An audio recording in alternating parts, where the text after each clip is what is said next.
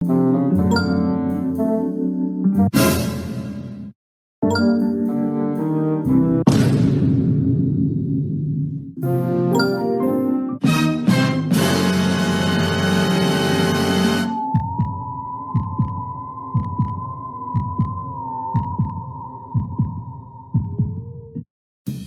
কি করব?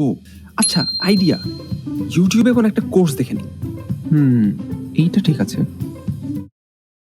আমি আজকে স্পোকেন ইংলিশের ফার্স্ট লিসন আপনাদের সামনে ইন্ট্রোডিউস করতে যাচ্ছি। Do you do, don't you do, did you do, didn't you do, will you do, won't you do, have you done, haven't you done, had you done, hadn't you.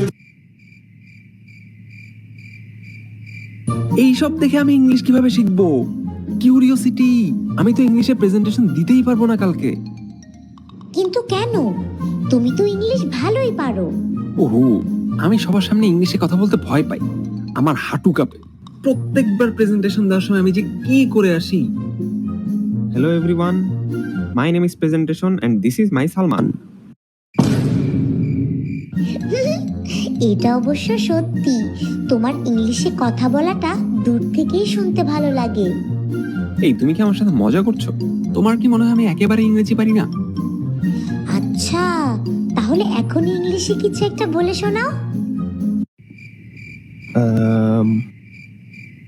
See you, not for mind.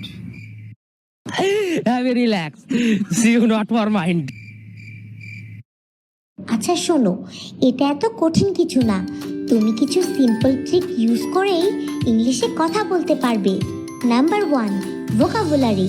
প্রতিদিনই কিছু নতুন নতুন শেখার চেষ্টা করো। আর শুধু শিখলেই হবে না, ওই শব্দগুলো ব্যবহার করে কথা বলার চেষ্টা করো।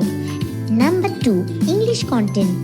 ইংলিশ মুভি, সিনেমা দেখেও কিন্তু তুমি নিজের ইংলিশ স্কিল বাড়াতে পারো। তোমার ইংলিশও শেখা হলো আর মুভিও দেখা হলো। Number 3, practice. নিজে নিজে কথা বলার অভ্যাস করো। যখন একা থাকবে তখন আয়নার সামনে দাঁড়িয়ে প্র্যাকটিস করো। Number 4, confidence. তুমি ভুল করতে পারো, এই ভয়েই তুমি ইংলিশে কথা বলতে চাও না। এই ভয়টা দূর করতে হবে। ভুল বললে কিন্তু কোনো অসুবিধা নেই, ভুল থেকেই শিখতে হয়। আর তোমার উচিত নিজের প্রেজেন্টেশনটা আগে গুছিয়ে রাখা আর বারবার প্র্যাকটিস করতে থাকা। তাহলেই দেখবে ভয় কেটে যাবে আর প্রেজেন্টেশনও ভালো হবে।